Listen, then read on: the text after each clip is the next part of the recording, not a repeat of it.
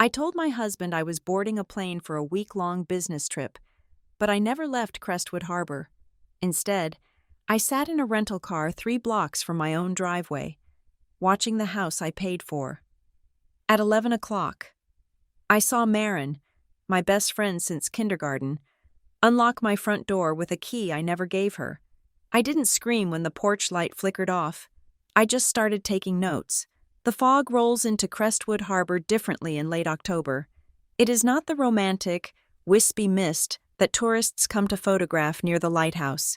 It is heavy, gray, and smells of salt and old wood, clinging to the shingles of the houses on the bluff. It was the kind of weather that usually made me want to curl up on the oversized beige sectional in our living room with Ethan, a bottle of red wine breathing on the coffee table, and the gas fireplace hissing softly. But I was not on the sectional. I was not even in the house. I was sitting in a rented silver sedan, parked 3 streets away, underneath the dripping canopy of an oak tree, watching the road that led to my own driveway. My hands were gripping the steering wheel so hard my knuckles had turned the color of the fog. To understand why I was there, sitting in the damp cold instead of my warm living room, you have to understand Marin. Marin Price was not just my best friend. She was the person who held my hair back when I got sick after prom. She was the one who helped me pick out the ivory silk dress I wore to marry Ethan 5 years ago. She was the one who stood beside me, beaming, her hand on my shoulder in every significant photograph of my adult life. We were 33 years old, and we had been inseparable since we were 5. Her parents were my parents. My house was her house. That last part, I was beginning to realize, had become too literal. The shift had been subtle. It is amazing what the human heart will ignore to keep itself beating at a steady rhythm. For months, I had been stepping over red flags as if they were merely dropped napkins. It started with the perfume. Marin wore a distinct scent, something heavy with sandalwood and black amber. It was expensive and lingered in rooms long after she left. I started smelling it in my hallway on Tuesdays, days when Marin was supposed to be at her marketing job in the city, days when I was working remotely for Larkin and Company Design Studio. Then came the phone. Ethan, my husband, the rising executive at Northline Harbor Partners, the man who used to toss his phone carelessly onto the sofa cushions, began treating the device like it carried nuclear codes. It was always face down. If a notification buzzed, his hand would snake out to cover it, a reflex so quick it looked like a flinch. And then there was the joke. 2 weeks ago, we were at dinner, Ethan, Marin, and me. We were at the Gilded Oyster, our favorite spot by the marina. Ethan had made a comment about the blue file, and Marin had laughed.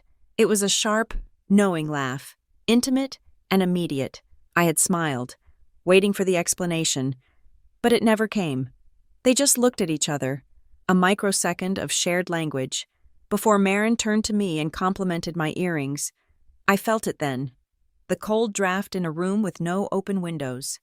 That intuition was why I was currently lying to my husband for the first time in our marriage. I had told Ethan on Monday morning that I had to fly to Chicago for a mandatory training retreat with Larkin and Company. It was plausible. My role was remote, but the headquarters were there, and I traveled once or twice a year. "I will miss you," he had said, kissing my forehead. He had looked relieved. I drove to the airport, parked my car in the long-term lot to maintain the ruse, and then took a cab to a rental agency 5 miles away. I booked a small, nondescript car under my maiden name, Bella Vance, and drove right back to Crestwood Harbor. I checked into a vacation rental on the edge of town, a small cottage usually reserved for summer tourists, telling only my cousin Tessa. Tessa was 10 years older than me, a woman made of iron and skepticism. When I told her what I was doing, she did not tell me I was crazy. She stayed silent for a long time on the line, and then she said, "Keep your location services off, Bella, and call me if you need an alibi. Now." It was 11 o'clock at night. My first night, away. The street was quiet. Crestwood Harbor shuts down early. I watched a neighbor walk a golden retriever, the dog's breath puffing in the air. Once they were gone, the street was empty again. Then I saw headlights. My breath hitched. A painful catch in the center of my chest. It was a white SUV. I knew the license plate by heart. I knew the dent in the rear bumper from when she backed into a bollard at the grocery store 2 years ago. I had been in the passenger seat laughing with her when it happened. Marin. She did not park in the driveway. She parked on the street, just past the property line, tucked into the shadows of the hedges. I watched, feeling a strange detachment, as if I were watching a movie about someone else's tragedy. Marin stepped out of the car. She was wearing a trench coat, belted tight. She did not walk to the front door and ring the bell like a guest. She did not wait for Ethan to come out and greet her. She walked up the path with the confidence of someone who lived there. I leaned forward, pressing my forehead against the cold glass of the rental car window. I needed to see. I needed to be sure. Marin reached into her pocket and pulled out a key. The world tilted on its axis. I had never given Marin a key to our house. Ethan and I had a hidden spare under a fake rock in the garden, but she did not reach for the rock. She had her own, a shiny silver key that caught the reflection of the streetlight as she slid it into the lock. She opened the door and stepped inside. The moment the door clicked shut behind her, the porch light, the automatic one Ethan always insisted on keeping on for safety, flickered and went dark. He turned it off. He knew she was there. He had been waiting. My chest went cold. It was not a feverish heat or a panicked racing of the heart. It was a sudden, absolute zero. It felt like the blood in my veins had been replaced with ice water. I sat there, staring at the dark house, the house where I had picked out the curtains, the house where we talked about, maybe, possibly, having a baby next year. I did not storm in. I did not scream. I did not drive my rental car through the front door. Instead, I reached for my phone. My hands were steady now. The shaking had stopped the moment the porch light went out. I opened my notes app. I typed the date. Time, 11:14 at night. Vehicle, white SUV. Marin's car. Entry, key used. Unauthorized possession. Action, porch light extinguished from inside immediately upon entry. I documented it. I stared at the words on the screen, verifying them against reality. This was happening. My husband, Ethan Butler, the man who had vowed to forsake all others, was inside our home with my best friend. I sat there for another hour, just to be sure she didn't leave. She didn't. The downstairs lights went out one by one. The master bedroom light upstairs turned on, casting a soft yellow glow against the fog. Then, 15 minutes later, that light went out too. The house was dark. I started the engine of the rental car. I did not turn on the headlights until I was 2 streets away. I drove back to the small, musty cottage I had rented, the silence in the car deafening. I felt sick, a physical nausea that roiled in my stomach, but my mind was terrifyingly clear. It was as if a switch had been flipped in the back of my brain. The part of me that was Bella the wife, the soft, trusting woman who believed in love and loyalty, had been locked away in a soundproof room. In her place was someone else, someone cold, someone who watched. I did not sleep that night. I lay in the strange bed with its floral sheets that smelled of industrial detergent, staring at the ceiling. I replayed every interaction of the last 6 months, every time Ethan had to work late, every time Marin was too tired to grab coffee. The puzzle pieces were falling into place, snapping together with sickening precision. The next morning, the sun broke through the fog. Bright and offensive, I had to work. I had to pretend. I set up my laptop on the small dining table in the rental. I had a scheduled video check-in with Ethan at 9 o'clock. I went into the bathroom and looked at myself in the mirror. My eyes were rimmed with red, my skin pale. I splashed freezing water on my face. I applied concealer to the dark circles. I pinched my cheeks to force color into them. You are an actress, I told my reflection. You are on a stage. If you falter, the audience will know, and the show will close before the finale. I dialed him. Ethan answered on the second ring. He was in our kitchen. I could see the familiar backsplash, the espresso machine we had bought for our anniversary. He was wearing his blue dress shirt, the one I had ironed for him on Sunday. "Hey, honey," he said. His voice was smooth, normal. "How is Chicago?" "It is windy," I said, forcing a laugh. I practiced the new voice I had found in the middle of the night. Warm, light, believable. "The hotel is nice, though. How are things at home?" "Quiet," he said. He took a sip of coffee. "Miss you. Obviously. I just had a boring night in. Ordered Thai food and watched that documentary you hate." Liar. I saw the ghost of a smile on his lips, a self-satisfied little twitch. He thought he was so clever. He thought I was 500 miles away, oblivious and safe. "Did you?" I asked, keeping my tone breezy. "I hope you didn't eat all the pad thai. You know I love the leftovers. I saved you a carton." He promised. I watched his eyes. They were not looking at the camera lens.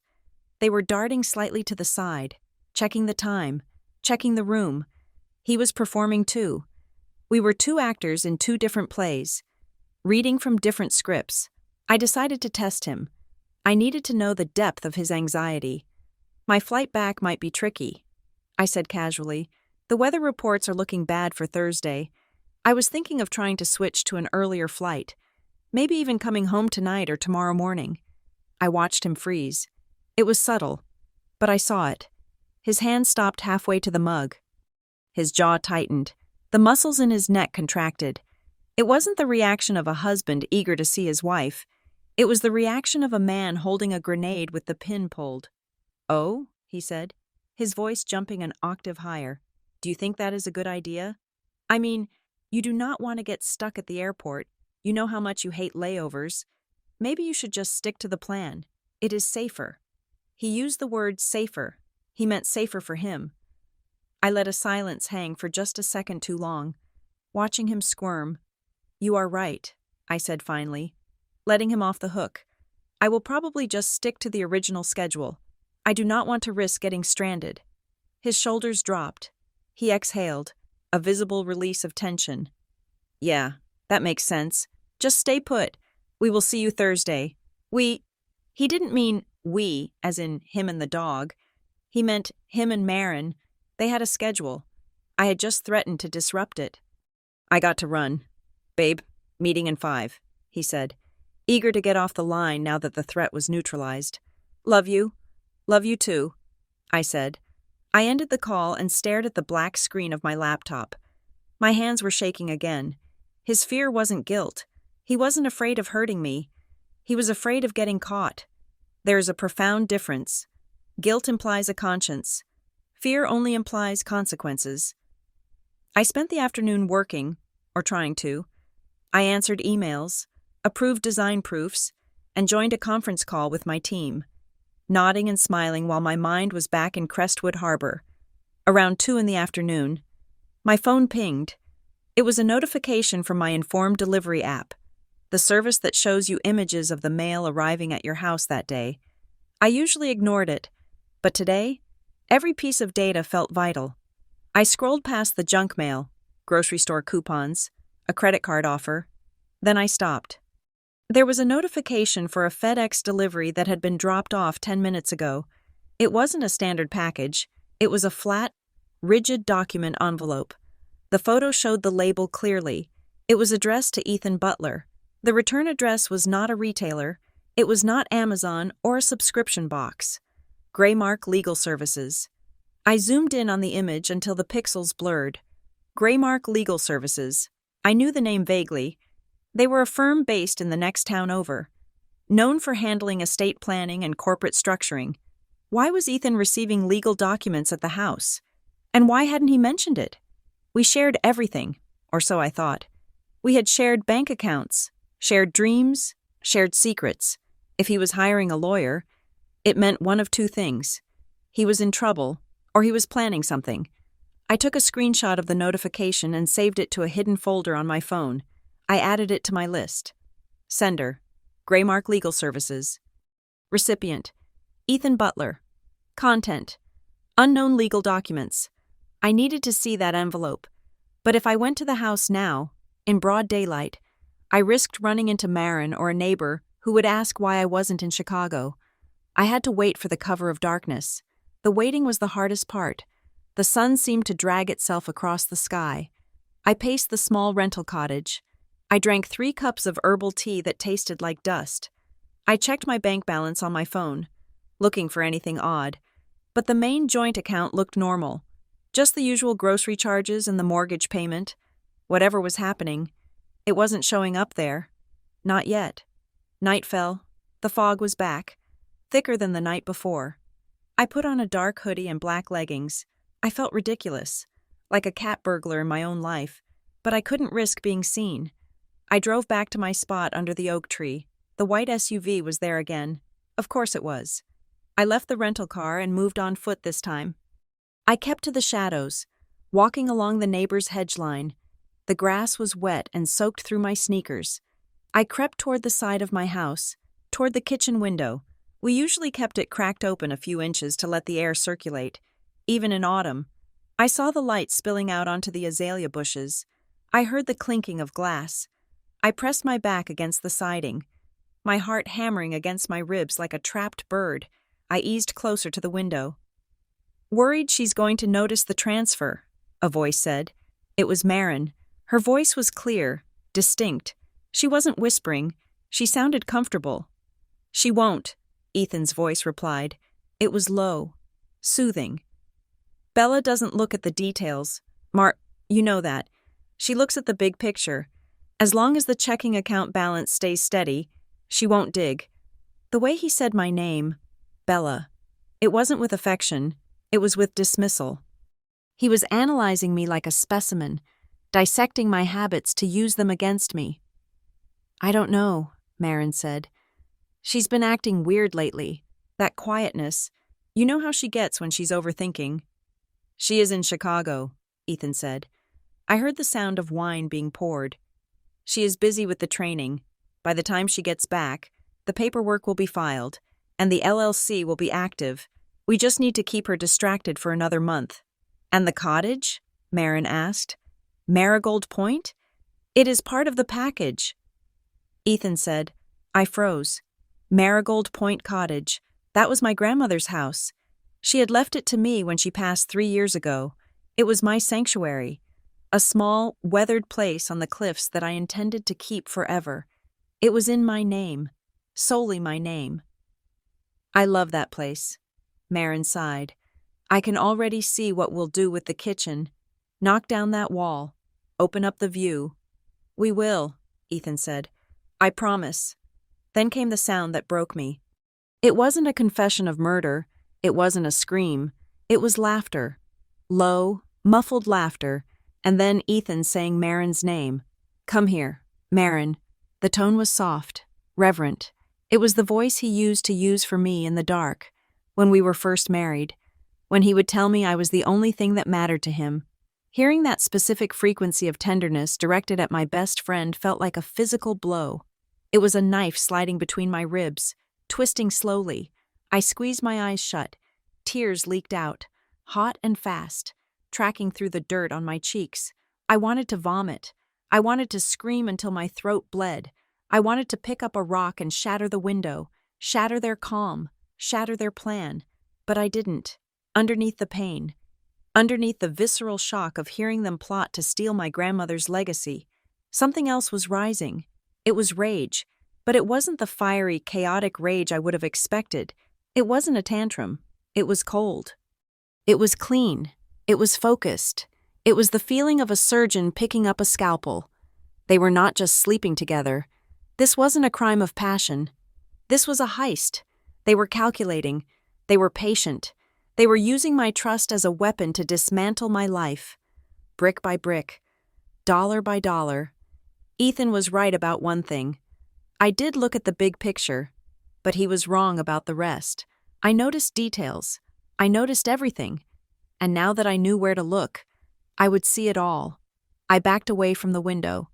Step by careful step. I did not snap a twig. I did not scuff my shoes. I faded back into the fog, leaving them to their wine and their stolen future. I made it back to the rental car and drove to the cottage. I walked inside, locked the door, and slid the deadbolt home. Then, I broke. I slid down the wall in the hallway. Burying my face in my hands, I sobbed silently, my body shaking so hard my teeth chattered. I cried for the marriage I thought I had. I cried for the friendship I had cherished for nearly 30 years.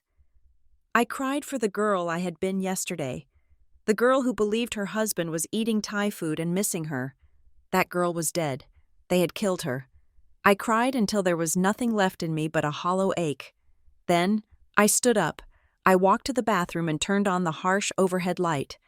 I stared at myself in the mirror. My face was a wreck. Swollen eyes, blotchy skin. I looked weak. I looked like a victim. I turned on the faucet and splashed cold water on my face again. I scrubbed the tears away. I grabbed a towel and dried my skin, rubbing hard until it burned. I looked at myself again. No, I whispered to the empty room. I would not beg. I would not storm in there and demand an explanation that they would only lie about. I would not try to win him back. You cannot win back something that was never truly yours to begin with. If he could plot with her to steal my inheritance, he was gone. He had been gone for a long time. I straightened my spine. They wanted to rewrite my life? They wanted to paint me as the distracted, unstable wife while they took my grandmother's cottage and my savings? Let them try. I was Bella Butler. I was the woman who handled the finances for multi-million-dollar design projects. I was the woman who had nursed her grandmother through hospice. I was not unstable. I was not fragile. I was awake. I would not just leave. Leaving was too easy. Leaving would let them keep the narrative. I was going to stay. I was going to smile. I was going to be the loving wife and the loyal best friend. I would let them think they were winning.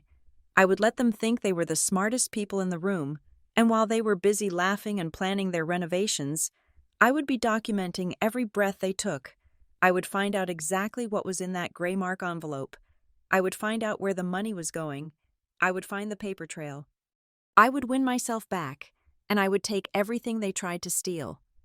I walked out of the bathroom and opened my laptop. I created a new folder, password protected, hidden deep within the system files. I named it The Project. Then I sat down and began to type. Date, October 24th. Subject, the beginning of the end. The drive to Oakhaven was a blur of gray asphalt and red taillights. It was the next town over. A place where people from Crestwood Harbor went when they wanted to buy cheaper groceries or, in my case, hire a lawyer who wouldn't gossip with their mother-in-law at the country club. I parked my rental car in front of a brick building that smelled of old paper and dust. Gwen Holloway's office was not like the sleek, glass-walled firms Ethan hired for Northline Harbor Partners. It was small, cluttered, and quiet. Gwen herself was a woman in her 60s with a haircut sharp enough to cut glass and eyes that looked like they had seen every variety of human disappointment. I sat across from her, my hands folded tightly in my lap to stop them from trembling. I laid out the facts, the business trip, the key Marin used, the conversation I overheard through the window, and finally, the photo of the FedEx envelope from Graymark Legal Services. Gwen adjusted her glasses and peered at the image on my phone screen. She was silent for a long time. The clock on the wall ticked loudly, counting away the seconds of my old life. Graymark, she said, testing the word like it was a bad oyster. I know them. They don't do standard family law. Bella, they specialize in asset restructuring, trust formation, and aggressive LLC filings, usually for people who want to move money around before a bankruptcy or a divorce. She looked up at me, her expression softening just a fraction. If your husband is receiving mail from them at your home address, he isn't just thinking about leaving you, he is building a bunker. My stomach turned over. A bunker? He is moving assets, Gwen said flatly. He is likely trying to shift marital property into entities you do not control. If he succeeds, by the time he files for divorce, on paper, he will be broke, and you will be left fighting for half of nothing. I felt the blood drain from my face. But we have shared accounts. I see the numbers. You see what he wants you to see, Gwen corrected. Bella, listen to me closely. You are not to confront him. You are not to scream, cry, or let him know you are even in the same state. If he knows you know, he will accelerate the process. He will hide the money faster than we can find it. So I do nothing? I asked, my voice sounding thin and pathetic to my own ears. No, Gwen said. You do everything, but you do it quietly. You are a spy in your own house now. Document. Record. Copy. I left her office with a list of instructions that felt more like battle tactics than legal advice. Back at the rental cottage, the silence was suffocating. I sat at the wobbly dining table and opened my laptop. It was time to look at the money. I logged into our joint accounts. On the surface, everything looked normal. The mortgage was paid. The grocery bills were there. But Gwen's voice was in my head. You see what he wants you to see. I started digging. I went back 6 months, then 12. I found the first thread in February. It was a transfer of $200 to an account labeled Home Upgrade. I didn't recognize it. We hadn't done any upgrades in February. I kept scrolling. March, another $300. April, $500. May, $800. The amounts were small enough to look like maintenance costs or utility spikes, but they were consistent. They were growing. I clicked on the transaction details. The receiving account wasn't a contractor or a hardware store. It was a routing number I didn't recognize. Then I checked my credit report. I had always left this to Ethan. He was the finance guy. I was the creative. I trusted him. That word, trust, felt like a dirty joke now. There was a hard inquiry from 3 months ago. A new line of credit had been opened in my name. $10,000. I stared at the screen, blinking rapidly. I had never authorized this. I had never signed for it. But the worst discovery wasn't the money. It was the email. Gwen had told me to check my digital settings. I opened my personal email settings, the ones I hadn't looked at in years because why would I? I scrolled down to the forwarding section. My heart stopped. There was an auto-forward rule set up. It was simple and devastating. Any email containing the keywords bank, transfer, statement, or confirmation was automatically forwarded to an email address I had never seen before.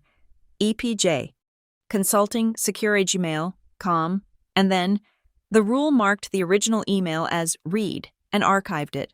He wasn't just hiding his tracks. He was monitoring mine. Every time I got a bank notification, he saw it first. Every time I bought something significant, he knew. He had been watching me, tracking me, managing my reality from behind a screen. I closed the laptop and walked to the bathroom to vomit. I dry heaved over the toilet for 5 minutes, but nothing came up except bile. I washed my face, staring at the woman in the mirror. She looked pale, haunted. Stop it, I hissed at her. He gave you his passwords because he thought you were stupid. He thought you were too in love to look. I went back to the table. I was done being stupid. I pulled out a burner phone I had bought at a drugstore on the way back from Gwen's office. I used it to create a new email address, one with no connection to my name. Then, I went to the website for Seaview Community Bank, a small local bank Ethan would never think to check. I opened a checking account in my name only. Next, I froze my credit at all 3 bureaus. It was a silent, invisible lock. If he tried to open another line in my name, he would be denied. Finally, I changed the passwords to my personal email and social media. I didn't do it from my laptop, which might have keylogging software. I did it from the burner phone. I was sealing the hull of a sinking ship, but defense wasn't enough. I needed to know exactly what they were doing. I needed to know the plan. I decided to set a trap. I waited until 2 in the afternoon, a time when I knew Ethan would be at his desk, probably feeling smug and secure. I composed an email from my regular account, the one he was monitoring. Subject: surprise bonus. Hey babe, you won't believe this, but the partners at Larkin just announced a mid-year performance bonus for the design team. It is surprisingly big, $15,000. I am so excited. I was thinking we could put it toward the mortgage, or maybe I should finally look into investing it. Let me know what you think. Miss you. I hit send. I waited. It took exactly 12 minutes. My phone rang. Ethan's face appeared on the screen. smiling from a photo taken 3 years ago on a beach in Maine. I took a deep breath, pitched my voice up into that new, bright register I had perfected, and answered. "Hey, did you get my email?" I asked, sounding thrilled. "I did," Ethan said. He sounded breathless. "Bella, that is amazing. 15,000? I am so proud of you." "I know, right?" It was a total shock. "So, what do you think? Should I just dump it in the joint savings?" "No," he said quickly. Too quickly. "No, do not put it in the savings. The interest rates are terrible right now. It would just sit there losing value." "Okay," I said, playing the naive wife. "So what should I do?" "You mentioned investing," he said, his voice dropping into his expert tone. "I think that is a smart move. Actually, I was talking to a guy recently who specializes in short-term growth portfolios. He is getting incredible returns." "Oh, who is he?" "His name is Marcus," Ethan said. "He is with Bright Hollow Wealth Group. He is actually, well, he is Marin's cousin. You remember her mentioning him?"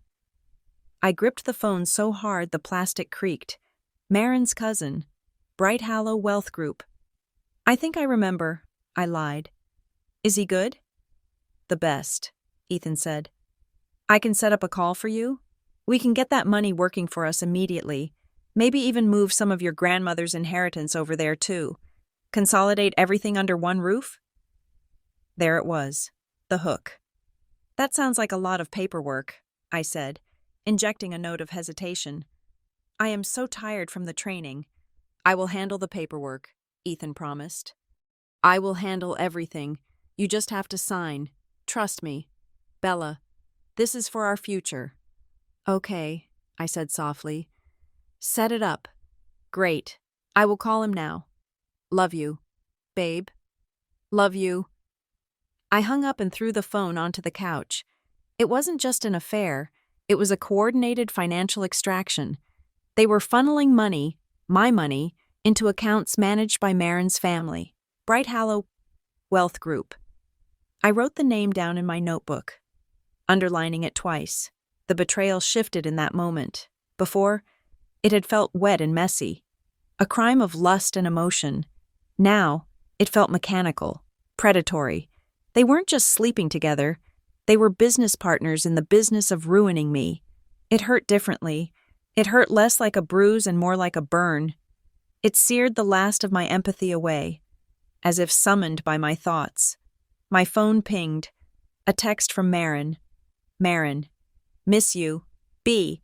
Crestwood isn't the same without you. Look at this sunset. Thinking of you." Attached was a photo of the sunset over the harbor, taken from the deck of the Gilded Oyster, the very place she and Ethan had shared their inside joke. I stared at the screen. She was texting me while actively conspiring to steal my savings. The audacity of it was breathtaking. She was painting a layer of friendship over a foundation of rot. I typed back, my fingers numb. Me. "Oh, that is beautiful. Miss you too. Have a drink for me." I hit send. I felt sick. I was living a double life now. Just like them. But unlike them, I knew who the enemy was. That night, I needed more proof. I needed something physical. The digital trail was damning. But I wanted to see the receipts. I waited until 2 a.m. I drove the rental car to my neighborhood, parking 3 streets away again. I walked through the darkness, the fog wrapping around me like a cold blanket. The house was dark. Ethan's car, his black sedan, was in the driveway. Marin's car was gone. She must have gone home to keep up appearances, or maybe she was just careful enough not to leave her car there 2 nights in a row. I crept up the driveway. I had a spare key to Ethan's car on my keyring, the set I had taken with me to Chicago. I prayed he hadn't changed the locks on the car yet. I reached the driver's side door and pressed the unlock button on the fob. The lights flashed, a harsh orange in the dark. I pulled the handle. It opened. I slipped inside, closing the door softly. I didn't turn on the interior light. I used the small flashlight from my keychain, shielding the beam with my hand. I checked the center console, gum wrappers, a phone charger. I checked the glove box. registration, insurance. Then I checked the side pocket of the door. There was a crumpled handful of paper shoved down deep. I fished it out. Receipts? I flattened them against the steering wheel. The Renford House. Date: October 12th, room 304. Guest: E. Butler. The Renford House. Date: October 19th, room 304. Guest: M. Price. They were getting sloppy. Or maybe just arrogant. They were alternating who paid. Or maybe they just didn't care because they thought I was oblivious.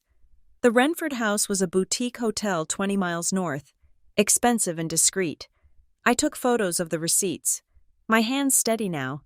I was getting used to the adrenaline. I put the papers back exactly as I found them. Crumpled. Seemingly forgotten. I got out of the car, locked it, and disappeared back into the night. The next day, the isolation hit me. I was sitting in a cafe in Oakhaven, the same town where Gwen's office was. I had gone there to use the Wi-Fi and get away from the oppressive silence of the rental cottage. I was wearing oversized sunglasses and a scarf, huddled in the corner with a latte I hadn't touched.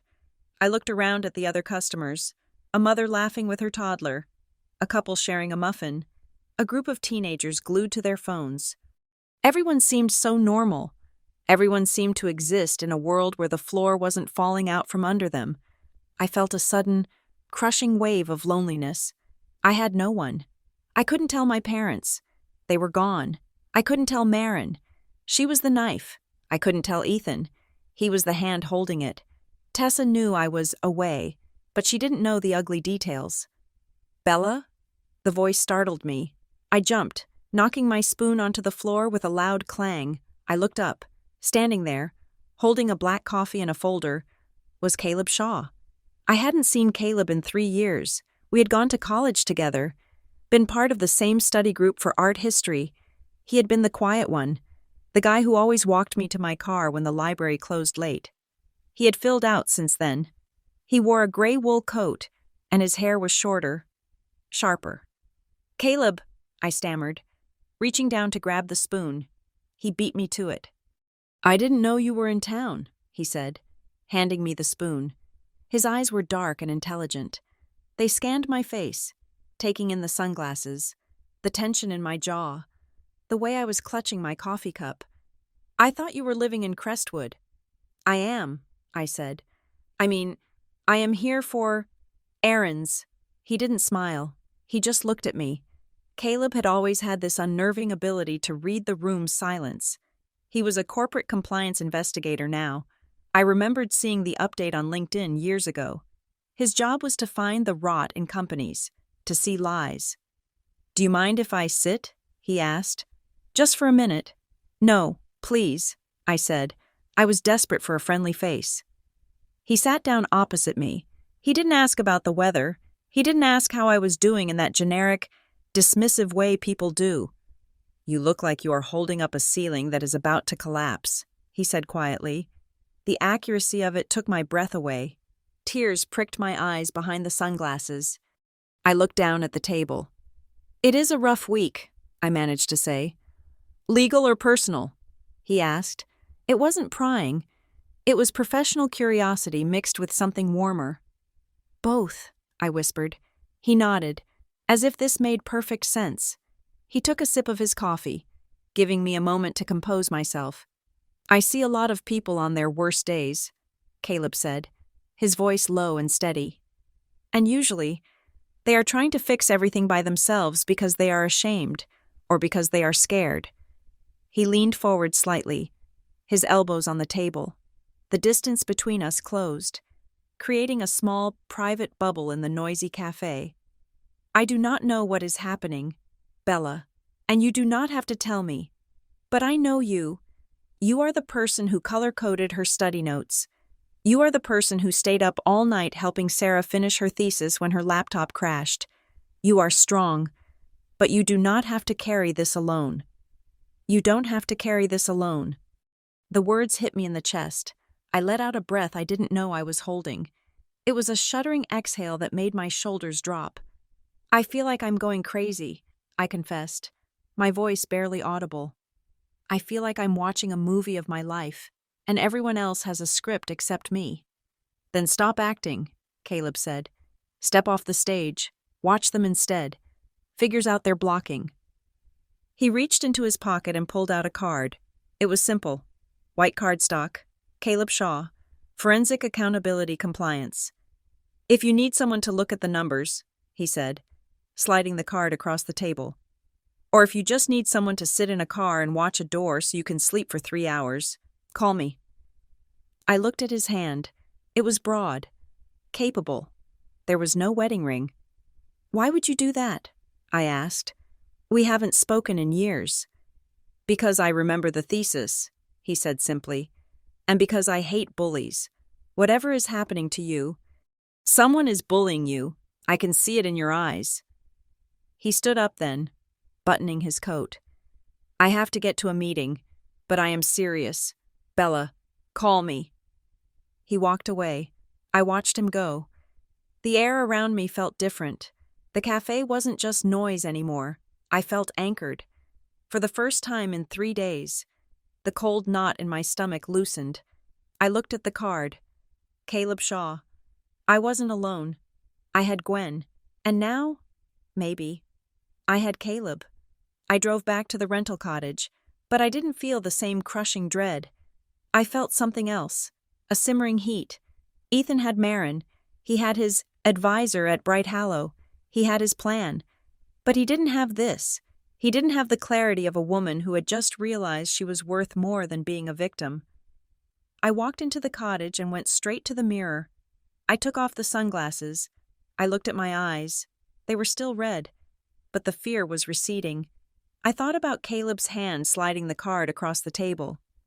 The warmth of his attention, it wasn't sexual, not yet, anyway, but it was intimate. It was the intimacy of being seen. Ethan hadn't seen me in years. He looked at me and saw a resource. He saw a signature. He saw an obstacle. Caleb saw Bella.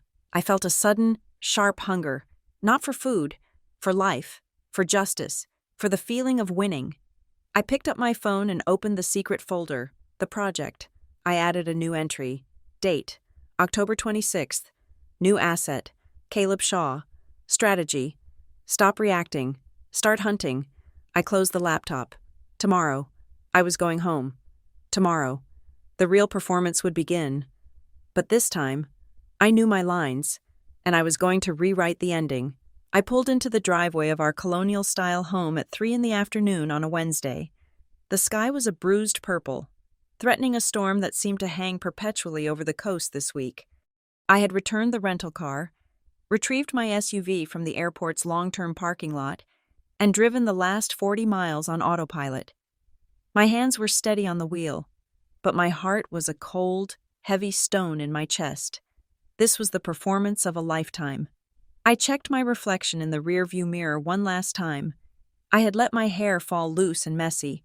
I had rubbed off most of my mascara to mimic the greasy, worn-out look of travel. I looked exhausted. That part, at least, was not a lie. I unlocked the front door and pushed it open. "Honey?" I called out, letting my voice drag with fatigue. "I am home early." I heard a crash from the kitchen. It sounded like a ceramic mug hitting the floor. Then, heavy footsteps thudding down the hallway. Ethan appeared around the corner. His face was pale, his eyes wide. For a fraction of a second, I saw the terror. It was the look of a man who thought the police were at the door. Then, his brain caught up with his eyes. He saw me, bag on my shoulder, keys in hand, looking small and tired. "Bella!" he exclaimed. He rushed forward and wrapped me in a hug that was too tight. It was crushing. He buried his face in my neck, breathing in the scent of my airport day clothes. "You are back," he said. "You are actually back." I stood still in his arms, my own arms limp at my sides for a moment before I patted his back. I felt the tension leaving his body. I felt his muscles uncoil. He wasn't hugging me because he had missed his wife. He was hugging me because the ghost he feared hadn't walked through the door. He was hugging me because his secret was safe. "I thought you were coming in tomorrow," he said, pulling back to look at me. His smile was dazzling. The same smile that had charmed me 7 years ago at a fundraiser, but now, I saw the strain at the corners of his eyes. The training finished early. I lied smoothly. I just wanted to sleep in my own bed. I did not want to spend another night in that hotel. Of course, he said, stroking my hair. Of course. God, I missed you. The house has been so quiet. Liar. The house had been full of Marin's perfume and their muffled laughter. I let him carry my bag upstairs. I watched him from behind. He was moving with a buoyant energy now, the adrenaline of the near miss fueling him. He thought he was in the clear. He thought I was just Bella, sweet, oblivious, slightly scatterbrained Bella. I decided then to give him exactly what he wanted, but with a twist. Over the next 3 days, I began a subtle emotional withdrawal. I did not confront him. I did not scream. Instead, I stopped chasing. For years, our dynamic had been predictable.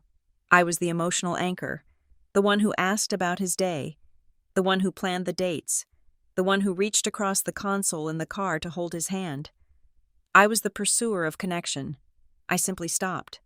When we sat down to dinner that first night back, I ate quietly. I stared at the centerpiece. "Is everything okay?" Ethan asked, pausing with his fork halfway to his mouth. "I am just tired," I said, giving him a wan smile. "Just really drained."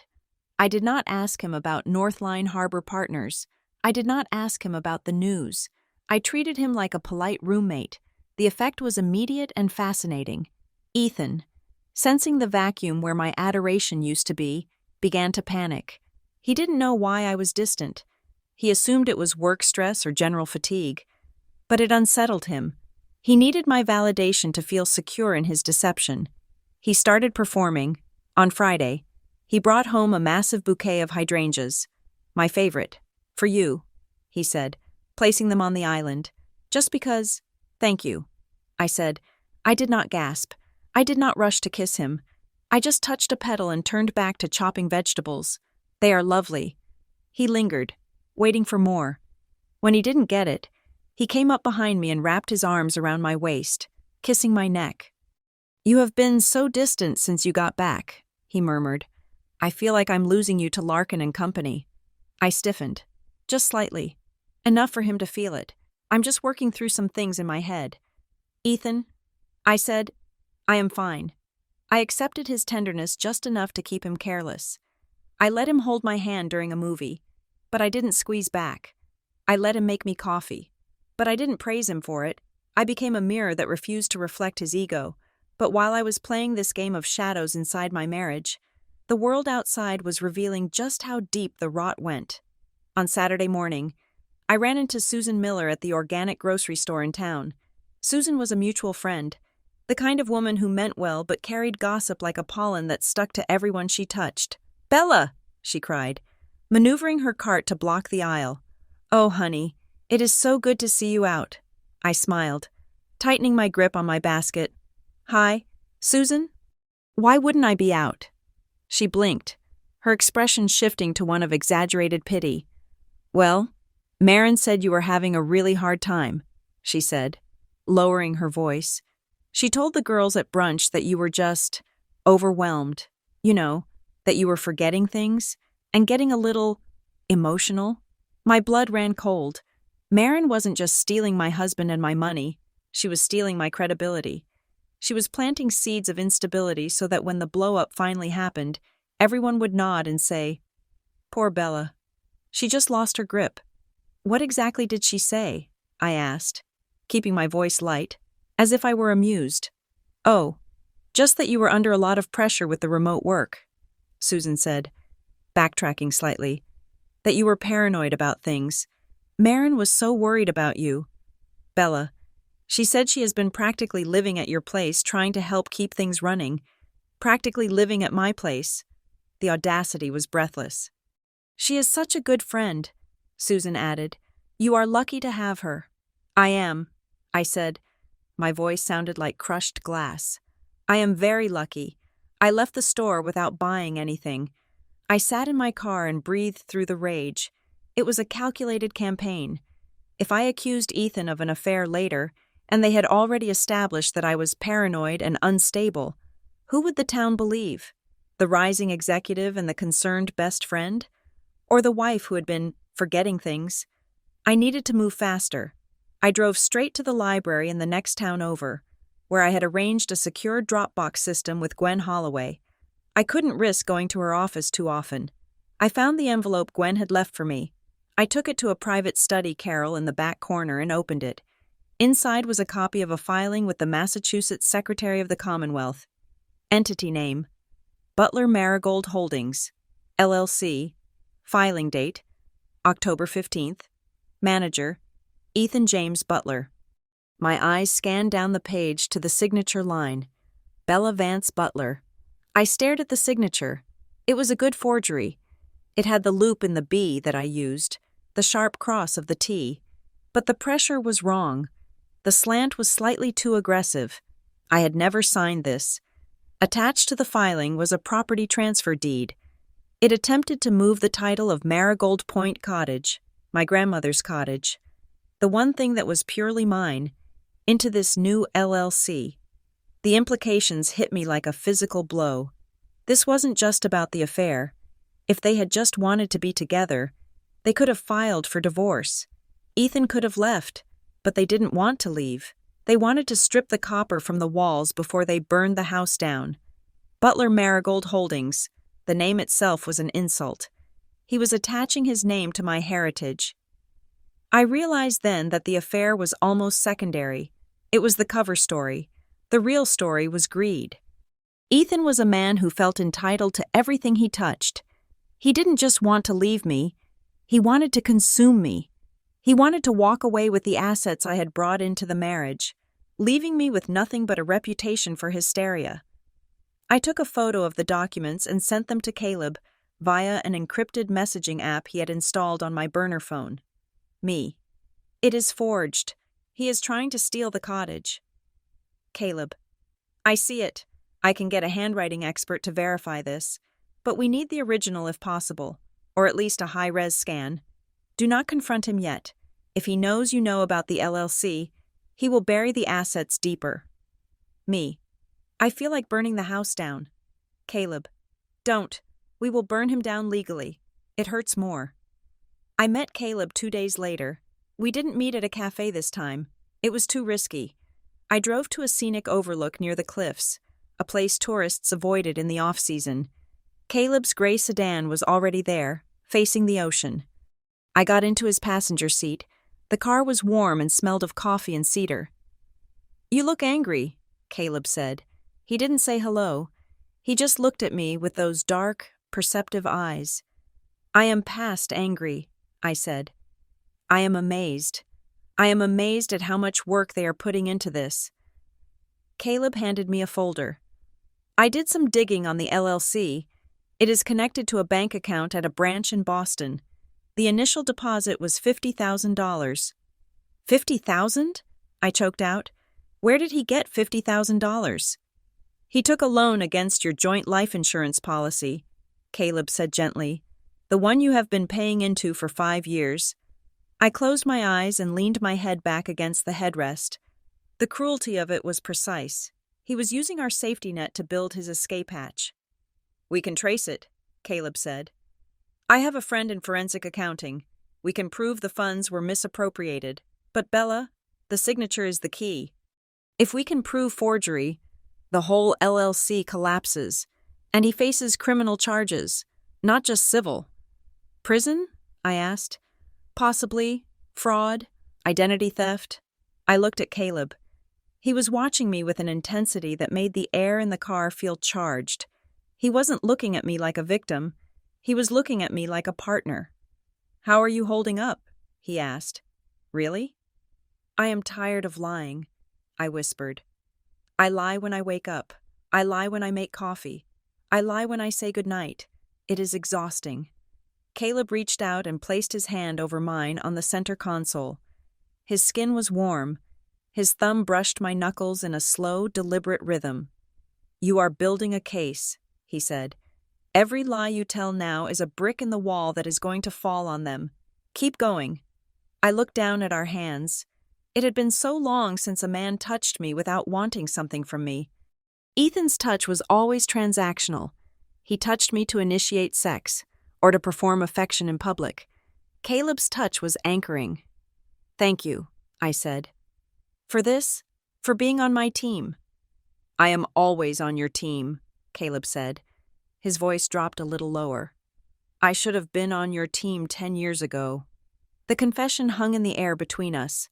Fragile and startling, he wasn't talking about the investigation anymore. I pulled my hand away gently, not because I wanted to, but because I couldn't handle the complication of it. Not yet. I was a woman at war. I couldn't be a woman in love, too. "I have to go back," I said. "He gets suspicious if I'm gone too long." "Go," Caleb said. He didn't push. "But be careful, Bella. When a narcissist feels control slipping, they try to grip tighter." Caleb's warning proved prophetic that very night. I was in the bathroom, brushing my teeth, staring at my reflection. I heard Ethan come into the bedroom. I heard the rustle of clothes. When I walked out, the lights were dimmed. Ethan was sitting on the edge of the bed. He was watching me. "Come here," he said. It wasn't a request. I walked over, keeping my face neutral. "I am tired. Ethan, you are always tired lately," he said. He reached out and grabbed my wrist. His grip was firm. "You have been home for 4 days and you have barely touched me. Is there something you want to tell me?" My heart hammered against my ribs. Did he know? "No," I said. "I told you, work is just—" He pulled me down onto the bed. He didn't let me finish. He kissed me. But it wasn't a kiss of affection. It was a kiss of ownership. He was trying to mark his territory. He sensed the distance I had created, and his instinct was to bridge it with physical dominance. He wanted to prove that he still had me, that I was still his foolish, devoted wife. I had a choice. I could push him away. If I did, his suspicion would spike. He might check the accounts again. He might move the money. He might realize the game was up before I was ready, or I could play the part. I let him kiss me. I let my body go soft, yielding. I separated my mind from my skin. I floated up to the ceiling and watched the scene below. I watched the woman who looked like me return his touch. I watched her fake a sigh of pleasure. It was the most violated I had ever felt, and yet, it was my most powerful moment, because as he touched me, thinking he was reigniting our passion, I was memorizing him. I was not his wife anymore. I was a spy behind enemy lines. Afterward, Ethan fell asleep almost immediately, the sleep of the remorseless. He lay on his back, one arm thrown over his eyes, breathing deeply. I lay awake, staring at the shadows the moonlight cast on the ceiling. My body hummed with a sick, vibrating energy. I felt grief for the intimacy that used to be real. I felt a white-hot rage for the man sleeping next to me, but mostly, I felt clarity. I slid out of bed, moving silently on bare feet. I went into the walk-in closet and closed the door. I sat on the floor, surrounded by my clothes and his. I pulled out my phone and opened the voice memo app. I needed to record the details while they were fresh, the tiny, jarring things I had noticed during the act. I pressed record. Date: October 29th, 2 a.m. Incident: physical intimacy initiated by subject. Observation 1. He is wearing a new cologne, musk and cedar. It is not one I bought him. It smells expensive. Marin loves cedar. Observation 2. He used phrases he doesn't usually use. "You are so beautiful like this." It sounded rehearsed, like he has been saying it to someone else recently. Observation 3. Afterwards, in the dark. He asked a question. He tried to make it sound casual. He asked, "Did you ever send those updates to your will lawyer? The ones we talked about last year?" I stopped the recording. My thumb hovered over the screen. He had asked about my will. He had just finished sleeping with me, and in the afterglow, his mind had drifted to my death, or at least, to the legal framework of my death. If I died, the forgery wouldn't matter. If I died, the LLC would stand. If I died, he got everything. A chill that had nothing to do with the temperature of the room swept over me. I wasn't just fighting for my money anymore. I was fighting for my survival. They were positioning themselves for a future where I didn't exist, either because I was divorced and destitute, or I cut that thought off. I wouldn't let fear paralyze me. I would use it. He thought he had reassured himself tonight. He thought he had reset the clock. He thought Bella was back in the box. I stood up. I looked at his suits hanging in a row. I reached out and touched the sleeve of his gray blazer. "You have no idea who I am," I whispered. I went back into the bedroom. I picked up my phone again. I composed a text to Marin. It was time to bring the other player onto the stage. I needed to see them together. I needed to see the dynamic with my own eyes, now that the blindfold was off, and I needed to make them uncomfortable. The most dangerous place for a liar is inside someone else's calm. Me. "Hey, it has been too long. I am finally feeling settled after the trip. Come over Friday night? Just us. Wine and a girls' night. Ethan is working late. I miss you." I hit send. Ethan shifted in his sleep, muttering something unintelligible. I lay back down beside him. I stared at his profile in the dark. I didn't close my eyes. I kept watch until the sun came up, painting the room in shades of gray and blood orange. The trap was set. Marin would come. She wouldn't be able to resist. She would want to see if I suspected anything. She would want to assess the damage. She would come into my house, drink my wine, and smile at me with her shark smile, and I would be waiting. I would be the best friend she ever had. I would pour the wine. I would ask the questions, and I would hand her the rope she needed to hang herself. I finally closed my eyes as the alarm clock clicked to 6. Game on. The bottle of Pinot Noir breathing on the kitchen island cost $60. It was a velvety, complex vintage that Marin loved, the kind we used to split on celebrations, promotions, birthdays. The day I got engaged. Now, it was bait. I had spent the afternoon preparing the house. I arranged the throw pillows on the sofa to look casual but inviting. I put out a board of artisanal cheeses and the fig jam Marin pretended to like because it made her seem sophisticated. I lit the vanilla sandalwood candle she had given me for Christmas last year. The stage was set. When the doorbell rang at 7 o'clock sharp, I checked my reflection in the hallway mirror one last time. My face was scrubbed clean of the exhausted traveler makeup I had worn for Ethan. Tonight, I was Bella the best friend. I looked soft, open, and perhaps a little fragile. I opened the door. Marin stood there, holding a box of truffles and wearing a smile that looked expensive. She wore a cashmere sweater the color of oatmeal and dark jeans. She looked effortless. She looked like the sister I never had. "Bella," she squealed, dropping the truffles to hug me. I let her embrace me. I felt the stiffness of her trench coat buttons pressing into my chest. I smelled her perfume, the same black amber scent I had smelled in my hallway when I wasn't supposed to be there. I hugged her back, counting the seconds. 1, 2, 3. "I missed you so much," she said, pulling back to inspect my face. "You look tired. Sweetie, are you okay?" The concern in her eyes was almost perfect. If I hadn't watched her unlock my door with a stolen key, I would have believed her. "I am just adjusting to being back," I said, ushering her inside. "It was a long week. Come in. Wine is already open." We settled in the living room, shoes kicked off, glasses full. For the first 20 minutes, we played our greatest hits.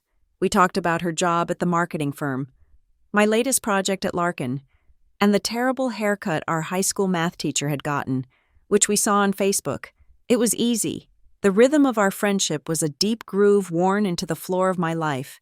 It was terrifying how easy it was to slip back into it, even knowing she was holding a knife behind her back. I waited for the second glass of wine before I shifted the ground beneath us. "I have just been feeling so nostalgic lately," I said, staring into the dark red liquid in my glass. Being away in Chicago, it gave me a lot of time to think. About us, about Ethan, about how lucky I am. Marin took a sip, her eyes over the rim of the glass fixed on me. "You are lucky," she said. "You guys have a great life. I know." I said. I sighed, letting my shoulders drop. "But marriage is hard work, you know?" Sometimes I feel like I don't know him as well as I think I do." Marin stiffened. It was subtle, a tensing of her jaw. "What do you mean?" "I just mean, people change," I said. I paused, pretending to search for the right words. Like, the other night, he was talking about his childhood. He has been so reflective lately. He was telling me about that time he ran away when he was 7. I watched her carefully. Ethan had never run away when he was 7. It was a fabrication I had just invented. "Oh, the water tower story?" Marin said with a laugh. God, he was such a dramatic kid. I can't believe he actually climbed halfway up that ladder before his dad caught him. My heart stopped, then restarted with a violent thud. The water tower story. Ethan had run away, but he had never told me about a water tower. He had told me he hid in the neighbor's shed. Marin knew a version of the story I didn't. She knew a detail, or a corrected truth, that he had shared with her in those stolen moments of intimacy I had only imagined. She knew the texture of his childhood better than his wife did. I kept my face frozen in a pleasant mask, though my insides were curdling. "Right?" I said, forcing a chuckle. "The water tower?" He was terrified of heights. "Too. He still is," Marin said, shaking her head fondly. "Remember how he panicked on that Ferris wheel in college?" She was comfortable. She was too comfortable. She was discussing my husband not as a friend, but as a partner who held shared lore. I leaned forward, making my eyes wide and shiny, summoning the tears I'd been holding back for days. "I just worry. Marin," I whispered, "I feel like I'm losing him. I feel like there is this distance, and I don't know how to bridge it. I am so scared he is going to wake up one day and realize he made a mistake with me." I let a single tear slip out. I watched Marin's face. I expected guilt. I expected a flicker of shame for being the cause of that distance. Instead, I saw a micro-expression that chilled me to the bone. For a split second, the corners of her mouth twitched upward. Her eyes didn't soften with pity. They sharpened. It was a look of satisfaction. It was the look of a chess player watching their opponent blunder a queen. She reached out and squeezed my knee. "Oh, Bella," she cooed, "you are just overthinking it. You know how anxious you get. Ethan loves you. He is just busy. You are probably just projecting because you are stressed." She wasn't comforting me. She was gaslighting me. She was reinforcing the narrative that I was the unstable one, the anxious one, the problem. She didn't love Ethan. I realized it with sudden, crystal clarity. If she loved him, she would feel some measure of conflict about destroying his wife. But she didn't feel conflict. She felt triumph. She didn't want Ethan the man. She wanted Ethan the prize. She wanted to win. She wanted to prove that she was the better woman, the one who really knew him, the one who could steal him away. I wiped my face, sniffing loudly. "You are right," I said. "I am probably just being crazy." "You are not crazy," she said, pouring more wine into my glass. "You are just fragile right now, and that is okay. I am here to help." "Thank you," I said. "You are the best friend I have." I drank the wine. It tasted like vinegar. The next morning, the hangover was emotional rather than physical. I felt dirty. I felt like I had let a vampire into my house and invited her to feed. I drove to Oakhaven to meet Gwen. We didn't meet at her office this time. She asked me to meet her at a small, dusty antique shop she owned on the side. We stood in the back, surrounded by ticking clocks and smelling of lemon polish. The forensic report came back. Gwen said, She handed me a thick envelope. I didn't open it. I just looked at her. "Tell me, it is a forgery," Gwen said. "A high-quality one, likely done by tracing a digital signature from another document. But the pressure points are uniform. A human hand varies pressure. A machine does not." She pointed to a paragraph on the second page. "We can prove it in court," she continued. "But Bella, this changes the nature of the case. This isn't just divorce law anymore. This is fraud. If we file this, the district attorney might get involved." I ran my hand over the cool wood of a mahogany sideboard. I felt violated. When Marin slept with Ethan, she stole my trust. But this? This was identity theft. Ethan had taken my name. the name I had signed on our marriage license, the name I had signed on my grandmother's hospice intake forms, and used it to rob me. He had turned my own identity into a weapon against me. It wasn't just about the money, it was about the erasure. He had decided I didn't exist as a person with rights. I was just an obstacle to be circumvented. "File the protective notice," I said. My voice was steady. "On the cottage?" Gwen asked. "Yes. Block any transfer. Flag the title. If he tries to move it to that LLC, I want the recorder's office to freeze the transaction and notify us." "Done," Gwen said. "And Bella? You need to secure the physical assets. If he is forging signatures, he won't hesitate to empty the house." I spent the afternoon at Marigold Point Cottage. It was a gray, blustery day, the ocean churning white against the rocks below. I hadn't been there in weeks. The air inside was stale and cold. I moved quickly. I wasn't there to reminisce. I went to the small safe in the master closet. I took out my grandmother's emerald ring, the one she had hidden from the estate appraisers to give to me directly. I took the stack of savings bonds she had left for my future children. I took the deed to the property, the original hard copy. I went to the mantel and took the silver urn that held a portion of her ashes. I packed everything into a nondescript duffel bag. I felt like a looter in my own sanctuary. I drove to the Seaview Community Bank, the one where I had opened my secret account. I rented a large safe deposit box. I placed the ring, the bonds, the deed, and the urn inside. The metal box clanged shut, a sound of finality. I was stripping my life down to the studs. I was removing everything that could be hurt or stolen. When I walked out of the bank, my phone buzzed. It was a message from Caleb on the secure app. "Caleb, can you talk?" I found something. I sat in my car in the bank parking lot, rain drumming on the roof. "I am safe." I typed back, "Call me." His voice came through the car speakers a moment later. It was calm, professional, but with an undercurrent of urgency. I was digging into the compliance logs at Northline. Caleb said, "I have a contact in their internal audit department. I asked for any flagged reports related to Ethan's division in the last 6 months." "And?" I asked. "There was an anonymous whistleblower complaint filed in August." Caleb said, "It alleges that a senior executive was steering clients toward high-risk investment vehicles in exchange for kickbacks. The complaint specifically mentions an external firm." "Bright Hallow?" I asked, gripping the steering wheel. "Bright Hallow." Caleb confirmed. The report was suppressed. It never made it to the board. Someone in middle management buried it, but the digital footprint is there. I closed my eyes. This was huge. This wasn't just Ethan trying to hide marital assets. This was Ethan participating in a corporate kickback scheme. Marin's cousin at Bright Hallow wasn't just an advisor. He was an accomplice in defrauding Northline's clients. "If this comes out," I said, "Ethan is finished. He won't just lose his job. He will be blacklisted. He could go to prison." "Bella," Caleb said, "this is federal. SEC violations." I sat with that. Prison. The man I had shared a bed with for 5 years, wearing an orange jumpsuit. The thought should have horrified me. Instead, it felt like a balancing of scales. "Do we have the proof?" I asked. "We have the complaint," Caleb said. "But to nail him, we need to link him directly to the money. We need to see where those kickbacks went. If they went into the LLC, then we have him." I finished. "We have him."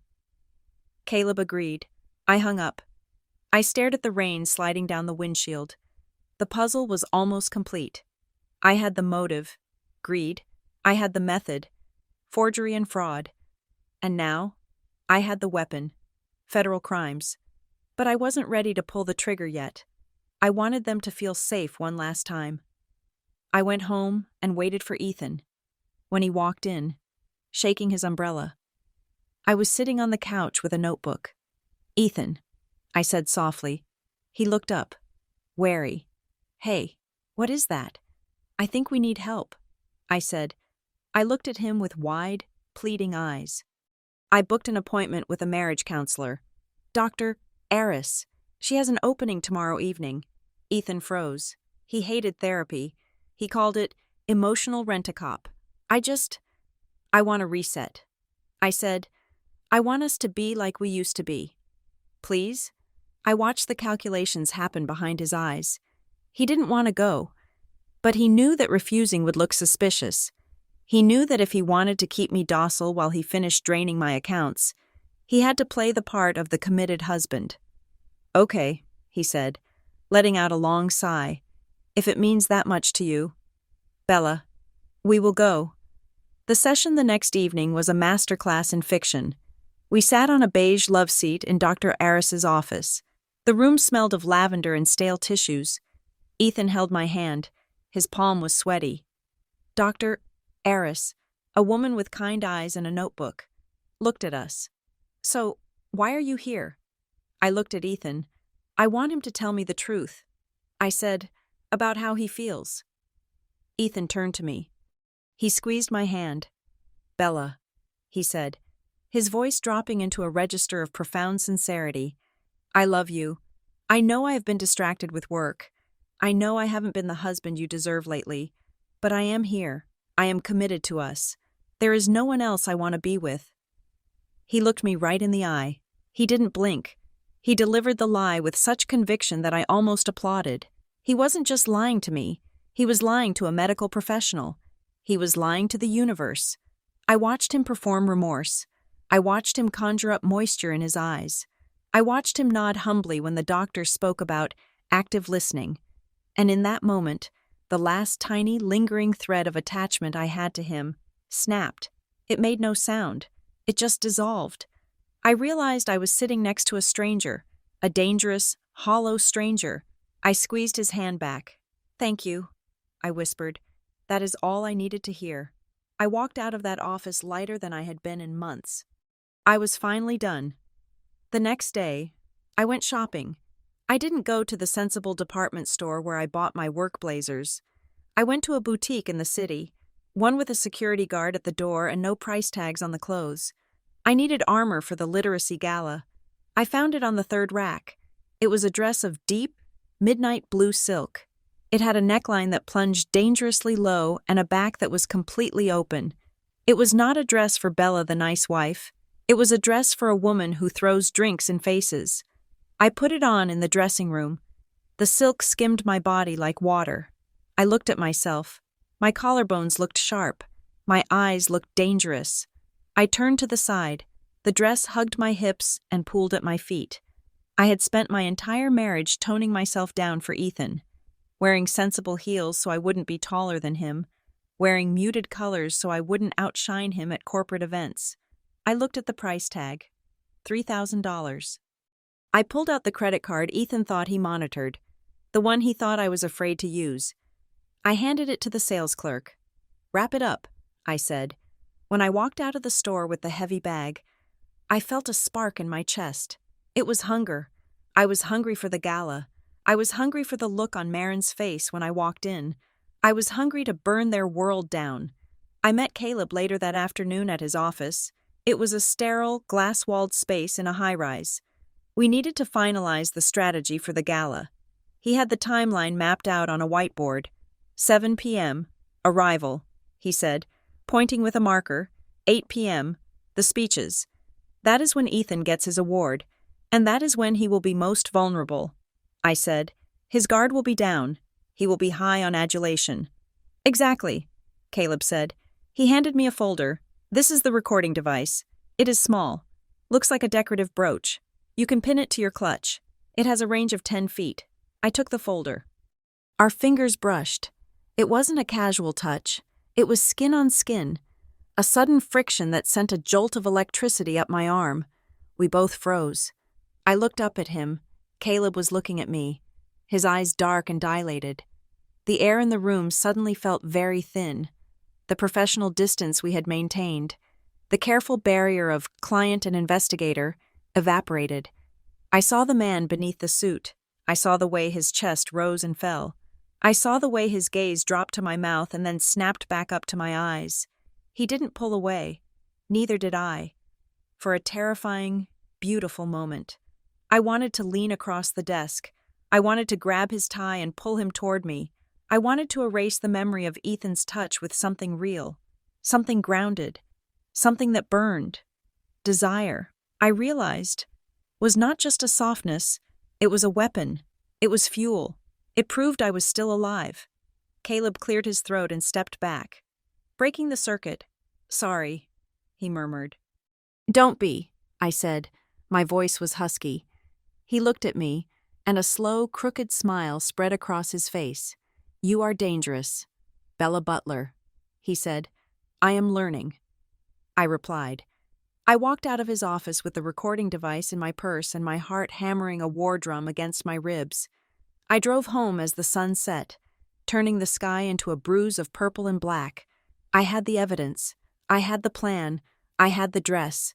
I wasn't going to simply hand the file to the police. That was too clinical. That was too easy. I wanted them to say it. I wanted Ethan to admit what he had done. I wanted Maren to admit she hated me. I wanted their confessions captured in high-definition audio, in their own voices, undeniable and permanent, and I was going to get it at the gala. They thought they were the ones in control. They thought I was the docile, medicated, recovering wife who would stand by his side and clap. They had no idea that I was the one holding the match. The gala was in 2 days. I pulled into my driveway and looked at the house. The lights were on. Ethan was home. I checked my makeup in the mirror. I put on my smile. Showtime. The mirror in the master bedroom was tall and gilded, a relic from the previous owners. And tonight it reflected a woman I barely recognized. The midnight blue silk dress I had bought in the city poured over my frame like liquid ink. It was backless, plunging low enough to make the old Bella, the safe, cardigan-wearing Bella, blush. But that Bella was gone. In her place stood a woman who had strapped a recording device disguised as a vintage pearl brooch to her evening bag. Ethan walked in, adjusting his cufflinks. He stopped dead when he saw me. Wow, he breathed. He looked handsome in his tuxedo. That was the cruelty of it.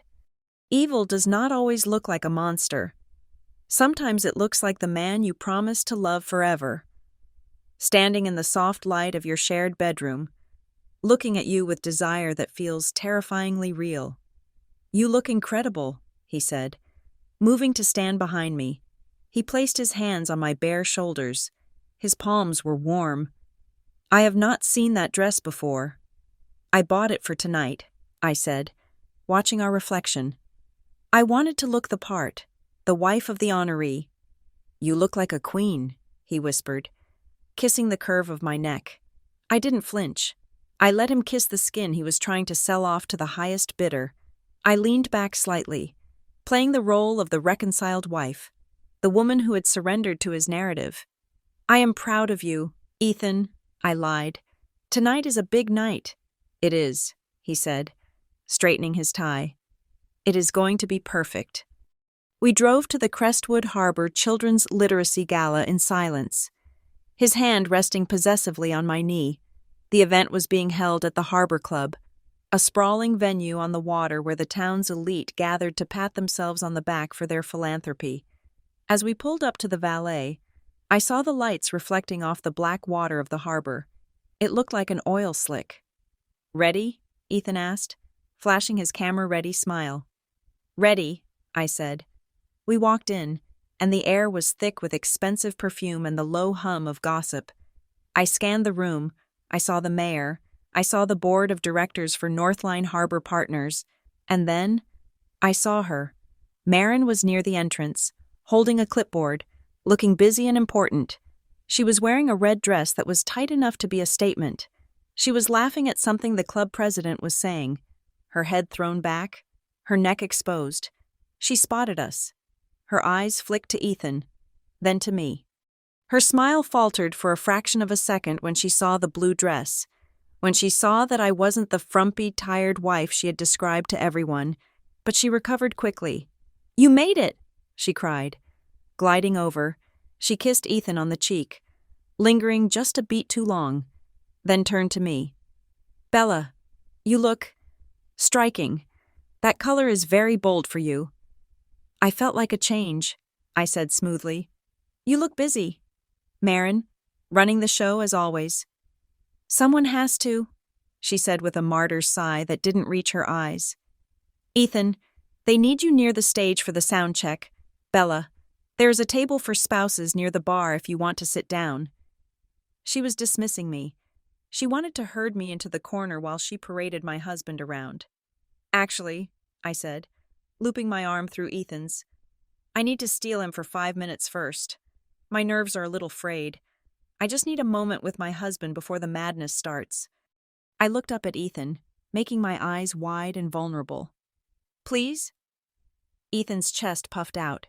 He loved being the protector. He loved being needed. Of course, babe, he said to me, then glanced at Marin. I will be there in 5. Just give us a minute. Marin's jaw tightened, but she couldn't say no without breaking character. Okay, but hurry. The donor photos start in 10. I led Ethan away from the ballroom, down a corridor that led to the private viewing terrace. It was empty, the glass doors shutting out the noise of the party. The air out here was cool and smelled of the ocean. I walked to the railing and looked out at the dark water. I needed to time this perfectly. I reached down and discreetly tapped the small switch on the pearl brooch pinned to my clutch.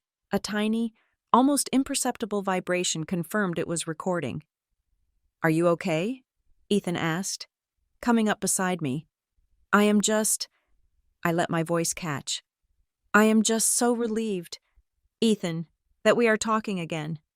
That we are trying. Me too, he said, wrapping an arm around my waist. I hate it when we fight. I have been thinking about what you said, I continued, turning to face him. About me being too stressed, about how I need to let go of the control I try to keep over everything. You were right, he blinked, surprised by my submission. I was? Yes, I said. I have been so overwhelmed with the estate stuff, my grandmother's cottage, the taxes, the maintenance. It is too much for me. I told you that, Ethan said, his voice taking on a soothing, paternal tone. I told you it was a burden. I know, I said. That is why I am glad you handled the paperwork. For the LLC, the air went still. I hadn't looked at the documents in front of him. I wasn't supposed to know the details. I watched his face closely. You saw the paperwork? He asked carefully. I saw the mail from Greymark. I lied, keeping my tone innocent. And I assumed that is what you were doing. Moving the cottage into the LLC to protect it? Like you said about the taxes? He relaxed. He thought I was guessing. He thought I was trusting him to be the financial savior. Exactly, he said, exhaling. That is exactly what it is. Butler Marigold Holdings. It sounds formal, but it is just a vehicle to shield the asset. I didn't want to worry you with the details until it was done. Thank you, I said softly. I don't think I could have handled the filings myself. Did you have to do a lot of signatures? A few, he said, chuckling nervously. It is a mountain of red tape. I am sorry I wasn't there to sign them, I said, laying the trap. It must have been a hassle to get everything notarized without me. Well, Ethan said, his ego swelling under my praise. I had help. Marin, actually. She ran the documents for me. She knows a notary who is flexible with the timing. We just wanted to get it done for you, Bella, so you wouldn't have to worry.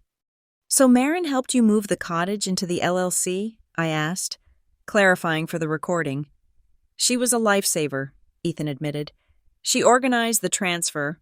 Honestly, Bella, you owe her a drink. She's been working hard to make sure our assets are safe. Safe, I repeated. And the signature? You signed for me? He hesitated for a split second, then shrugged. It was a power of attorney situation, informal, but necessary. You were in Chicago. We couldn't wait. Right, I said, because of the deadline. Exactly. I had it. He had admitted to the transfer. He had admitted Marin's involvement. He had admitted to signing my name while I was out of the state. You are so good to me, Ethan, I said, fighting the urge to vomit. I don't deserve you.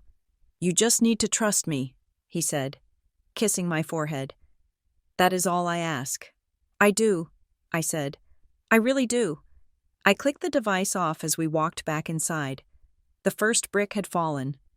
When we re-entered the ballroom, Ethan was immediately swept away by the gala organizers.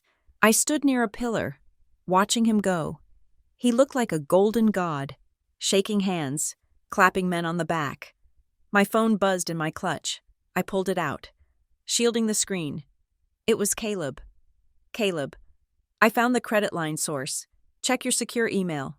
It is worse than we thought. I slipped into the ladies' room, locking the stall door behind me. I opened the email on my burner phone. Attached was a credit report analysis. Account, home renovation line of credit.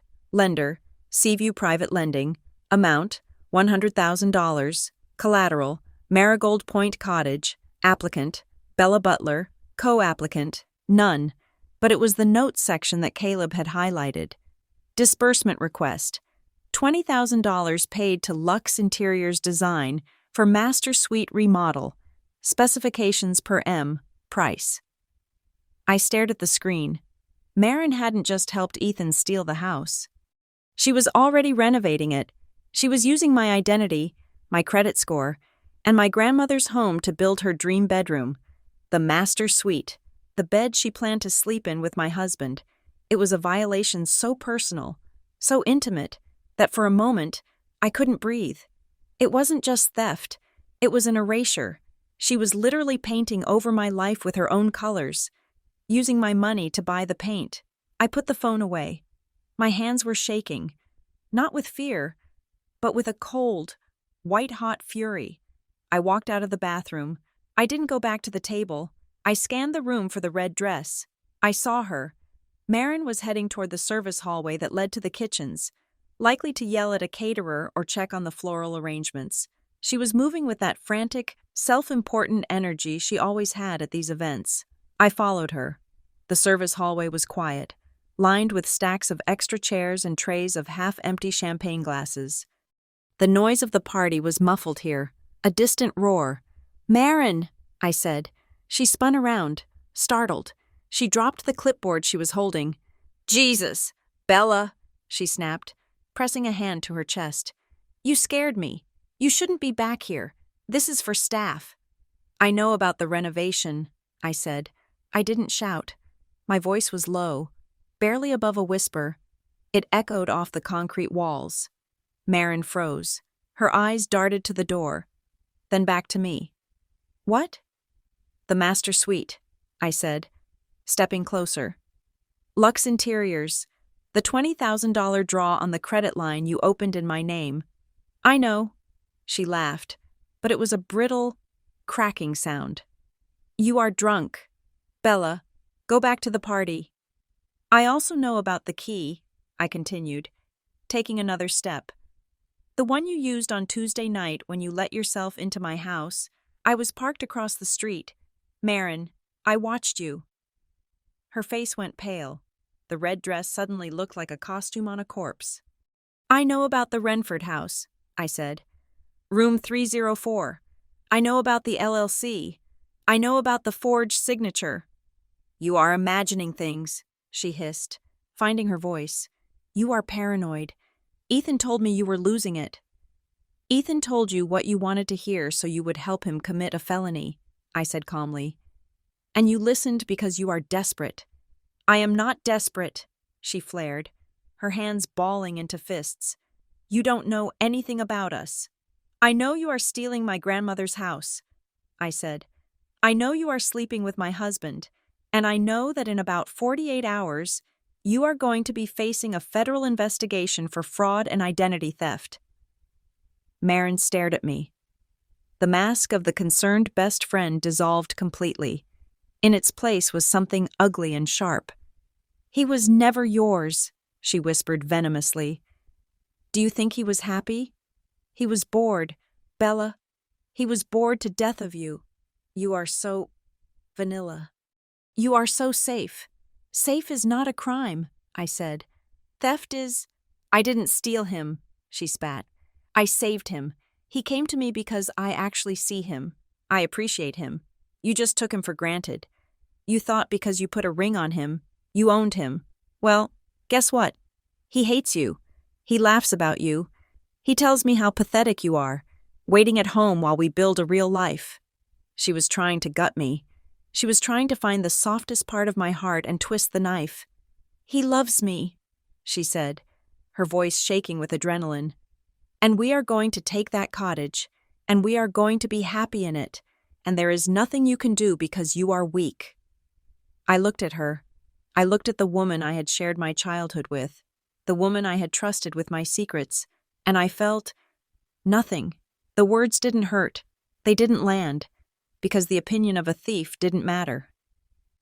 You are right about one thing, I said quietly.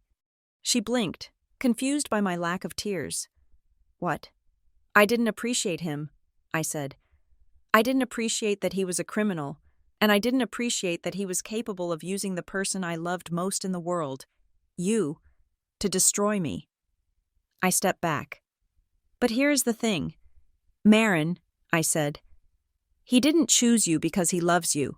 He chose you because you were useful. You were willing to do the dirty work. You were willing to forge the signatures. You were willing to take the risk. I looked her up and down with cold pity. He isn't building a life with you, I said. He is building an accomplice, and when the police come, he is going to let you take the fall, because that is who he is. You are lying, she whispered, but her eyes were wide with sudden terror. They chose this, I said. Not me. I turned around and walked away. Bella, she screamed after me. Bella, come back here. I didn't look back. I pushed through the heavy swing doors and walked back into the ballroom. The applause started just as I entered. A spotlight hit the stage. Ethan was standing there, holding a crystal plaque. He looked triumphant. He looked like the king of Crestwood Harbor. Thank you, he was saying into the microphone, his voice booming through the speakers. This award means the world to me, but I couldn't do what I do without the support of my incredible community. And, of course, my family. He scanned the crowd, looking for me. He found me standing near the back. He smiled. A radiant, fake smile that was meant for the cameras. To my wife, Bella, he said. Thank you for being my rock. The crowd applauded, heads turned to look at me. I stood there in my midnight blue dress, my back straight, my expression unreadable. I watched him. I realized this was the last time I would ever stand in the same room as him as his wife. The last time I would be his shield. The last time I would let his shadow fall over me. I didn't clap. I didn't smile. I just stared at him until his smile faltered. Just for a second. Until he looked confused. Then, I turned and walked out the main doors. The valet brought my car around. The night air was freezing now. I got in and locked the doors. My phone buzzed again. It was Gwen. Gwen. The injunction is granted. The temporary restraining orders are filed. The police have the forgery packet. It is done. Bella, go to the safe house. I let out a breath that felt like it had been trapped in my lungs for a year. It was done. The legal guillotine had dropped. Then, another message came through. It wasn't from Gwen.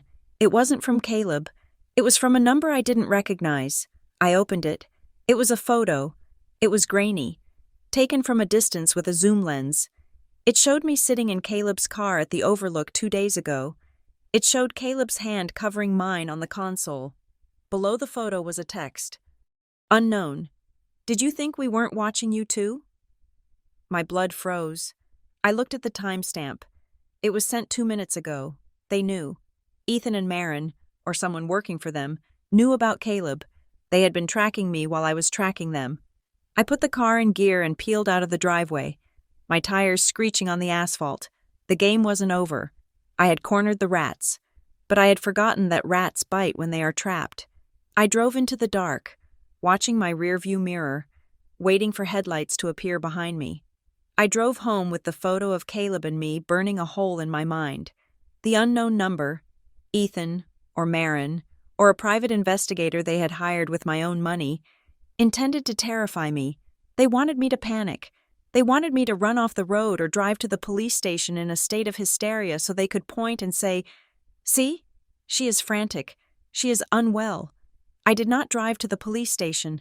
I drove to the house. The lights were blazing. It looked like a stage set for a play about a happy family.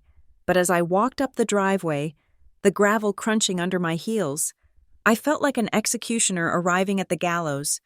I opened the front door. Ethan was sitting in the living room. He was not angry. He was not shouting. He was sitting in the wingback chair with his hands folded in his lap, wearing an expression of deep, performative sorrow. A bottle of whiskey sat on the table, unopened.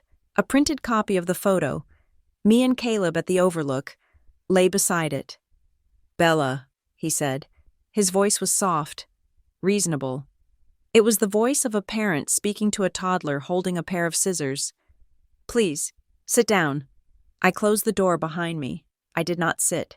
I stood in the archway, clutching my purse, the recording device inside it still humming with battery life. "Who sent that?" I asked, pointing to the photo. "Does it matter?" Ethan asked gently. "What matters is that you are meeting with a disgraced corporate investigator in secret. You are buying dresses that cost $3,000 without discussing it. You are causing scenes at charity galas." He sighed, shaking his head. "I have been so worried about you. Bella, Marin has been worried. We have seen the signs for months. The forgetfulness, the mood swings, and now this. This paranoia." "Paranoia," I repeated flatly. "You are spiraling," Ethan said. He stood up and took a step toward me, his hands open. "I have spoken to our lawyer, given your current state, and the erratic financial decisions you are making. We think it might be necessary to seek a temporary evaluation, for your own safety, and for the safety of the estate." My blood ran cold.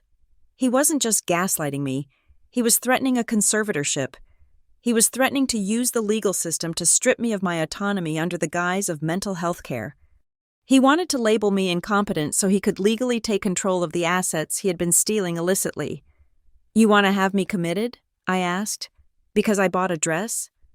"Because you are unstable," Ethan corrected firmly. "You are imagining affairs. You are imagining conspiracies.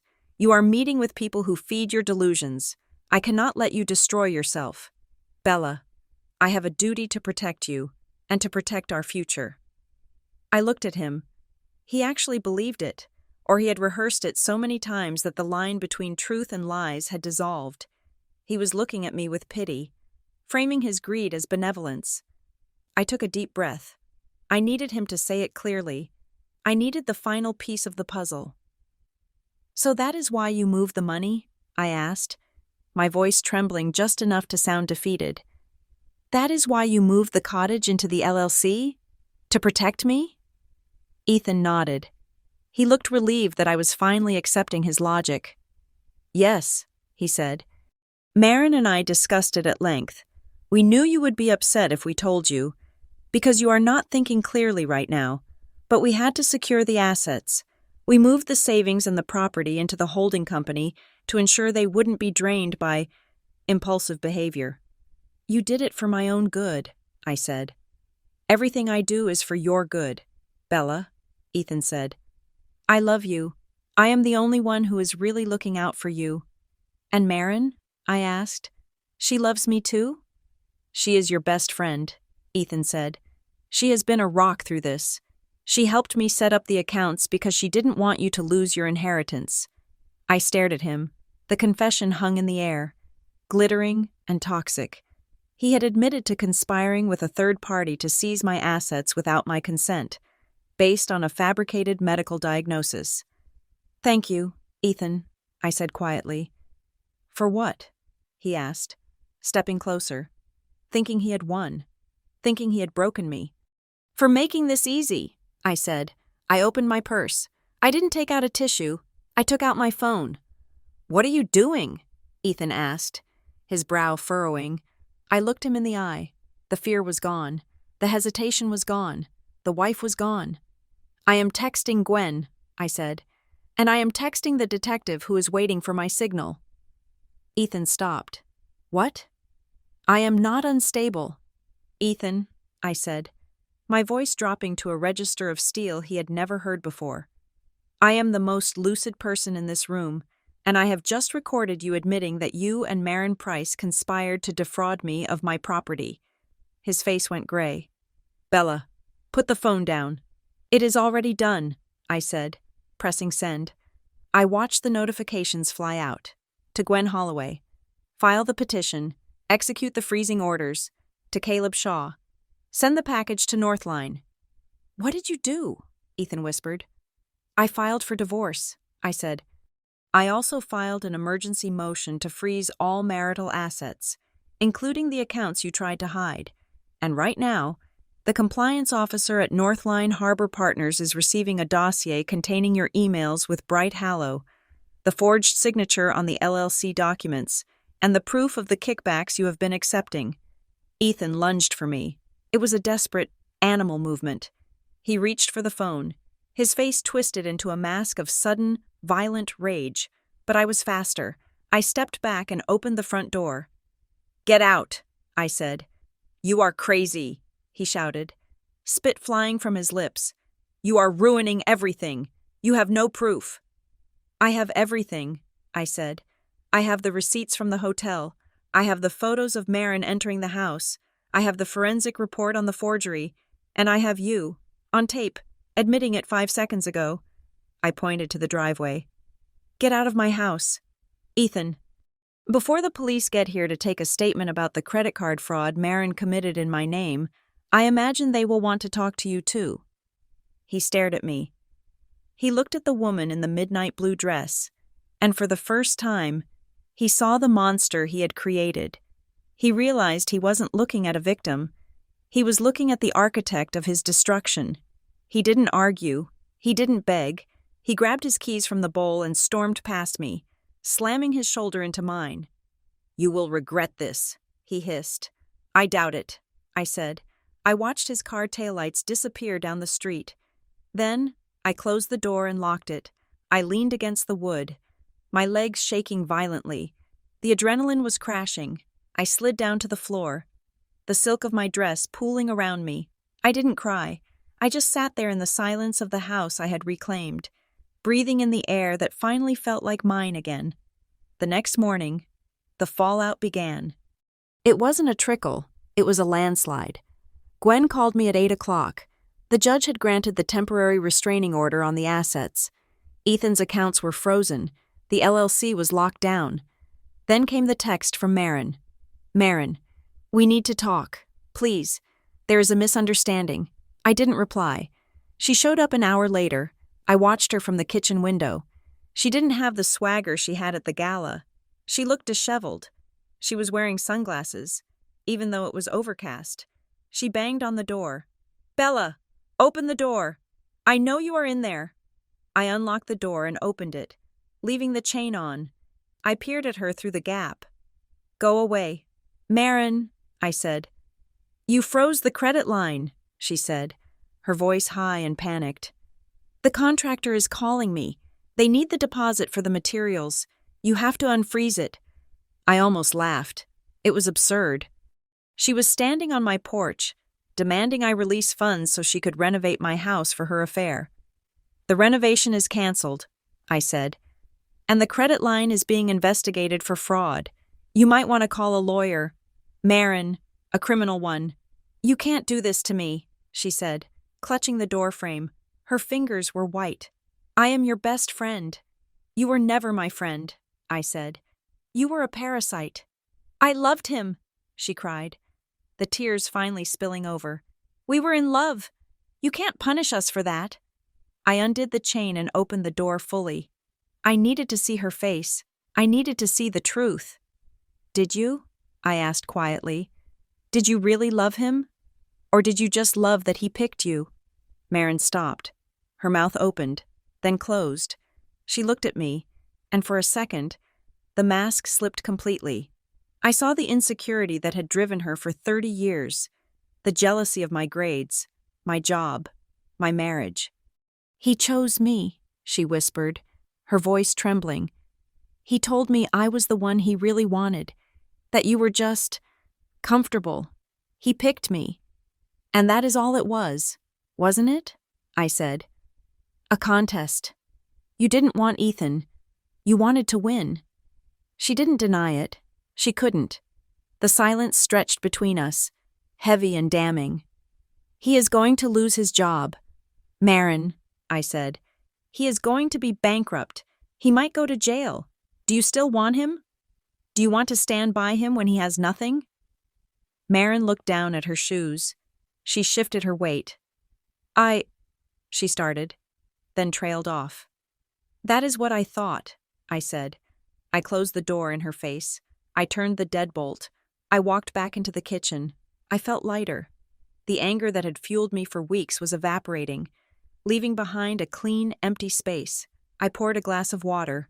My hand was still shaking. A knock came at the back door. I froze. I wasn't ready for another confrontation. I grabbed a steak knife from the block, my heart hammering. I peered through the glass of the kitchen door. It wasn't Ethan. It wasn't Marin. It was Caleb. He was wearing a hoodie and jeans, standing in the rain. He looked tired. He looked worried. I unlocked the door. I saw Ethan's car leaving the neighborhood last night, Caleb said. Stepping inside, he didn't look at the knife in my hand. He looked at my face. I wanted to make sure you were okay. I didn't want to intrude, but I am okay, I said, putting the knife down on the counter. He is gone. And the package? Caleb asked. Sent, I said. It is over. Caleb let out a long breath. He ran a hand through his damp hair. The kitchen was dim, lit only by the spill of the refrigerator light and the gray daylight from the window.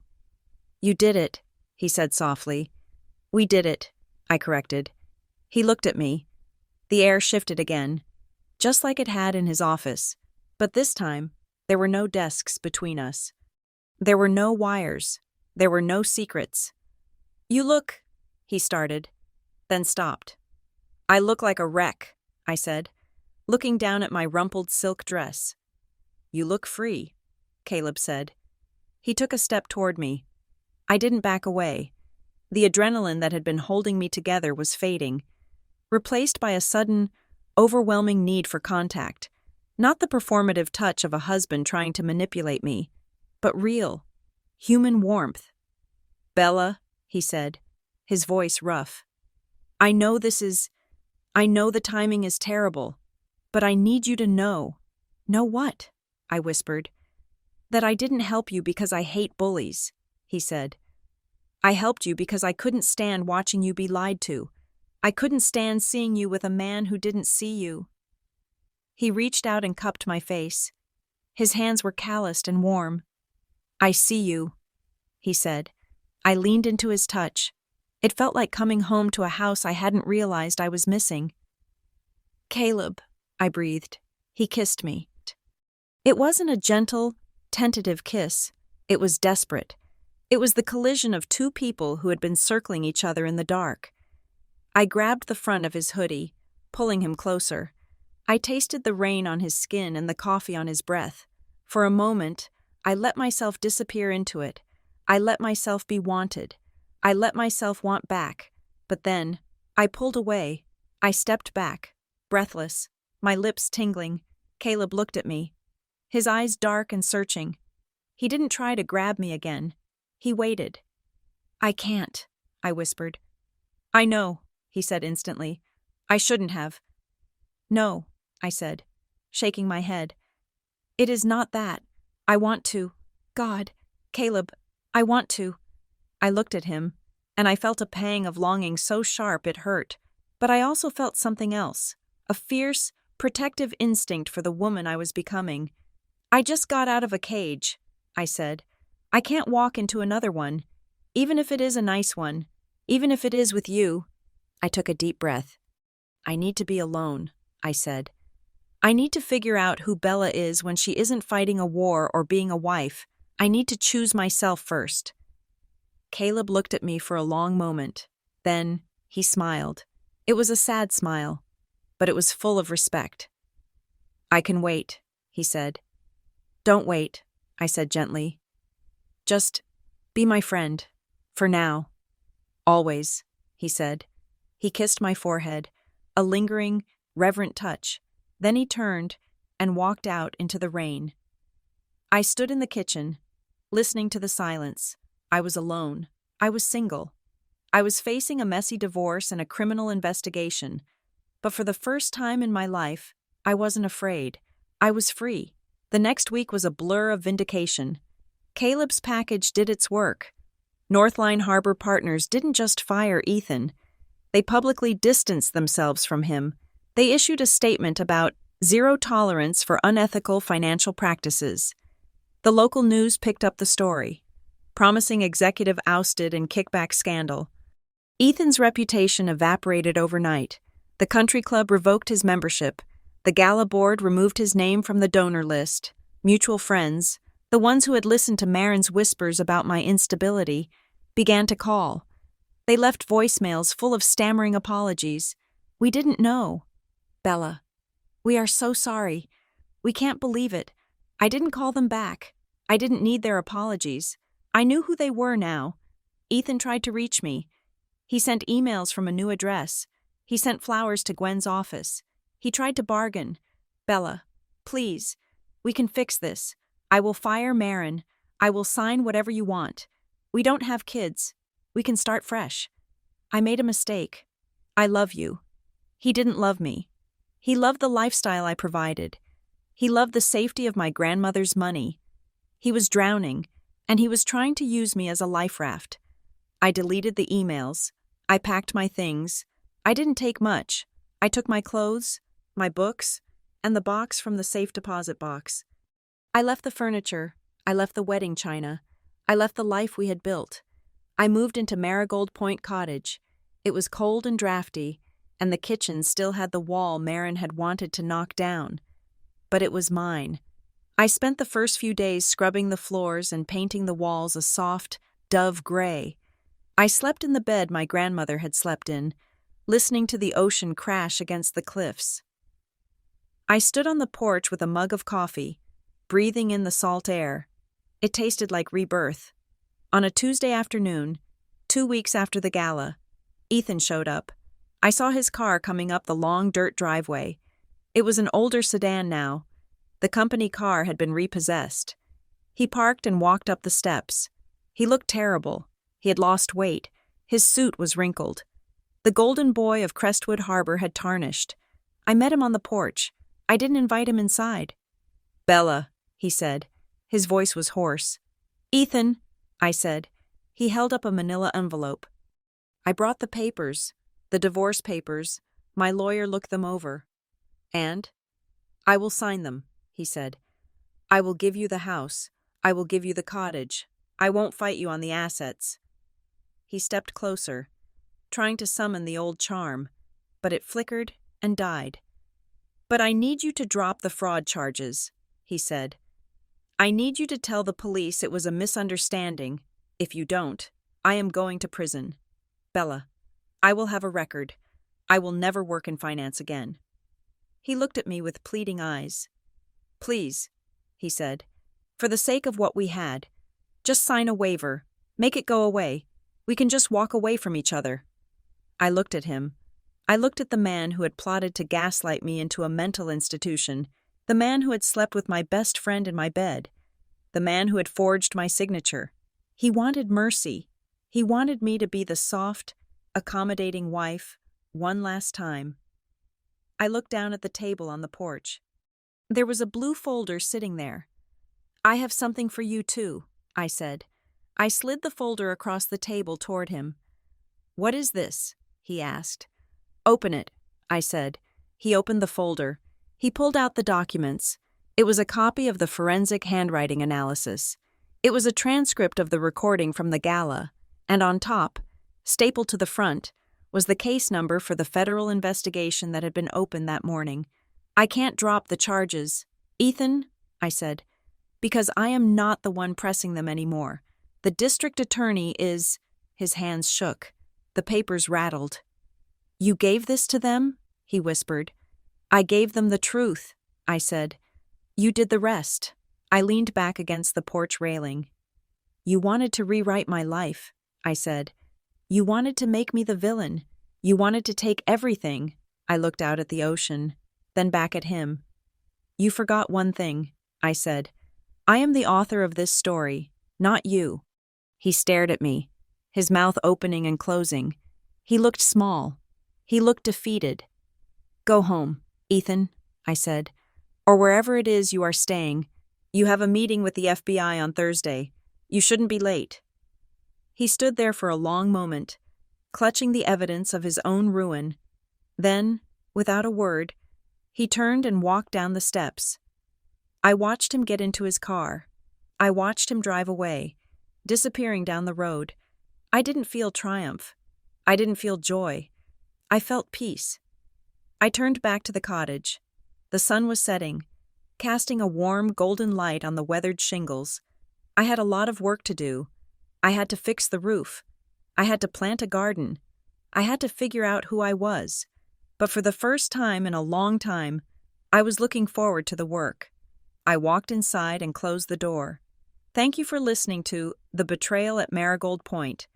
I hope Bella's journey from heartbreak to empowerment resonated with you. It is a reminder that the truth is always worth fighting for, and that sometimes the only way to find yourself is to walk away from everything you thought you needed. I would love to hear your thoughts on the story. Did Bella make the right choice with Caleb? Did Ethan and Marin get what they deserved? Please leave a comment below and let me know where you are listening from. I love seeing our community grow across the world. If you enjoyed this story, please make sure to subscribe to Revenge Stories so you never miss an episode. We have many more tales of justice and resilience coming your way. Until next time, stay strong and trust your instincts.